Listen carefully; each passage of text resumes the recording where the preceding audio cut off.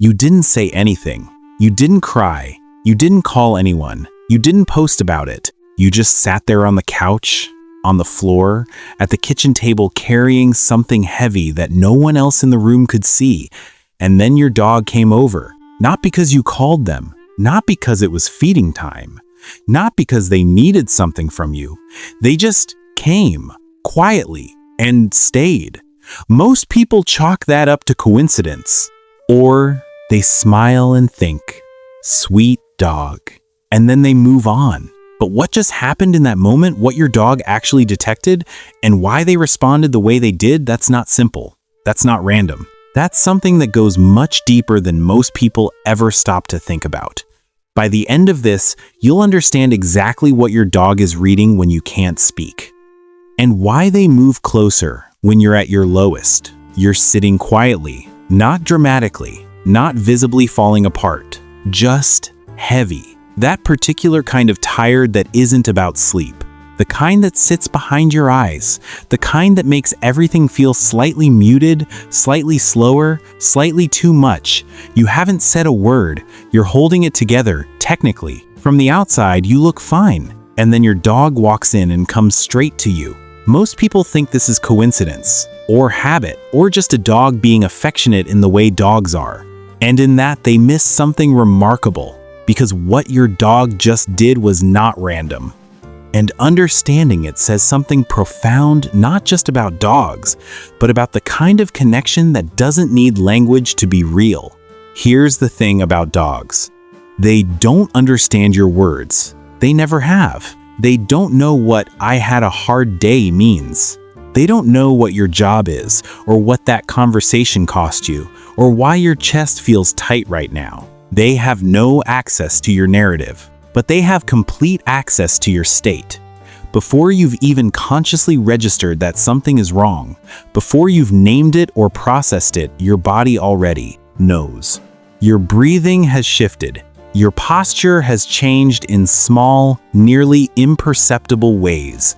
The tension in your shoulders, the pace of your movements, the energy in the room.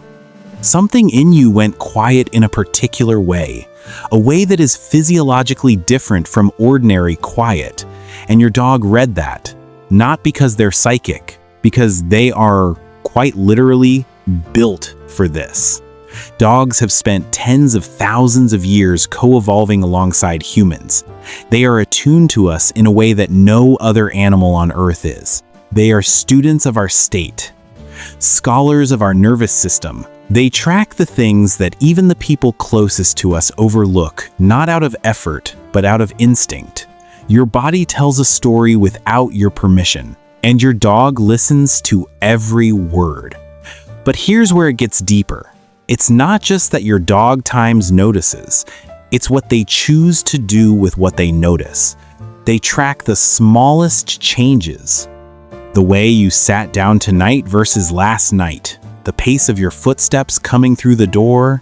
The way your breathing has gone shallow in the way it does when you're holding something in. The particular stillness of a person who is quietly not okay. These are things most people miss, not because they don't care, but because humans rely so heavily on language that we often stop reading what's underneath it. We wait for someone to say, "Times I'm struggling," times before we fully believe them.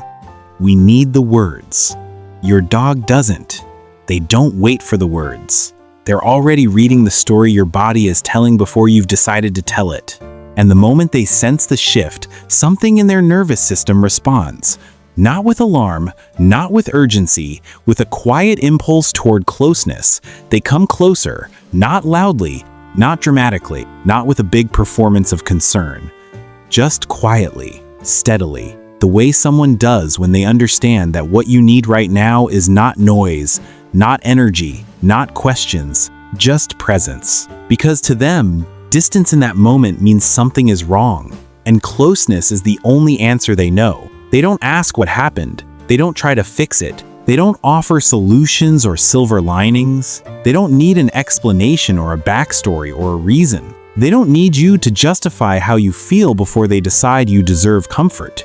They just stay. That might sound simple. It is, actually. And it might be the most profound thing anyone has ever done for you. Think about how rare that is. Think about how often human comfort comes wrapped in questions times what happened, what are you going to do, are you sure you're okay times, and how those questions, however well-intentioned, can sometimes feel like small pressures, like you need to perform your pain correctly, like you need to earn the comfort. Your dog doesn't do that. They don't need you to explain yourself. They don't need you to be okay. They don't need you to manage how your distress lands on them. They come and they stay and they ask for nothing in return. And in that, they offer something that is genuinely, physiologically healing. When your dog is near you, your body changes. This is not metaphor. Your cortisol, your primary stress hormone, drops. Your breathing slows without you trying to slow it. Your nervous system begins to shift out of the heightened, guarded state it was holding and into something softer, something closer to safe. This happens through proximity, through the warmth of another body, through the particular, uncomplicated rhythm of a creature who is not afraid of you right now, who is not needing anything from you right now, who is simply here. Not because they solved your problem. They didn't. The problem is still exactly where you left it. But they made you feel safe. And that matters in a way that is difficult to fully quantify, because a nervous system that feels safe can breathe again, can think again, can begin, slowly, to find its way back to solid ground. Think about this. You had a bad day, a genuinely hard one, the kind you carry home with you and can't quite put down. You didn't say anything. You came through the door and you made it look normal, the way you've learned to, because sometimes that's easier. And your dog didn't leave your side all evening. That wasn't random. That was response. That was your dog reading something in you that you hadn't said out loud and responding to it with everything they had, which, for a dog, is simply themselves, their company, their warmth, their refusal to let you sit in it alone. Have you ever noticed that they stay longer on your worst days? That on the days everything is fine, they roam. They nap in the other room. They do their thing. But on the days you're not okay, really not okay, they're there. Pressed against your leg, heavy and warm and steady. That's not habit. That's attunement. That's a kind of knowing that doesn't require language. And there's something worth sitting with here, an edge that most people don't consider. If your dog suddenly stops doing this, if the creature who once tracked your every shift begins to seem indifferent, distant, disengaged, pay attention, because that change can mean many things, some of them about your dog's own well-being. Animals tell us when something is wrong in them too, and the connection between you is a two-way current. It flows both directions. Silence can change both ways. Your dog doesn't need to understand your story to understand you. Let that land for a moment, because it says something quietly devastating about the way we often need to be understood. We hand people our story and wait for them to validate it. We explain ourselves, contextualize ourselves, justify how we feel, and still sometimes feel unseen at the end of it. And then a dog walks across the room and sits down next to you. No story required, no explanation necessary. They don't see you as broken. They don't see you as struggling or difficult or too much. They see you as someone who needs them. And that, to them, is reason enough. So no, you are not imagining it. You are not projecting or romanticizing or anthropomorphizing in some embarrassing way. What you feel when your dog comes to you in your hardest moments is real. The comfort is real. The knowing is real. The particular safety of being understood without having to explain yourself, that is one of the most human things there is, and somehow it is a dog who gives it to you most completely. There's nothing wrong with needing that. There's nothing weak about it.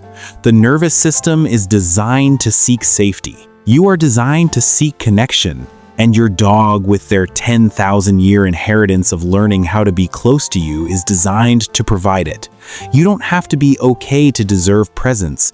You don't have to explain how you feel to earn comfort. You don't have to hold yourself together for the one who comes quietly and stays. Your dog knows. in ways that most people never will. And sometimes the ones who understand you the most are the ones who never say a single word.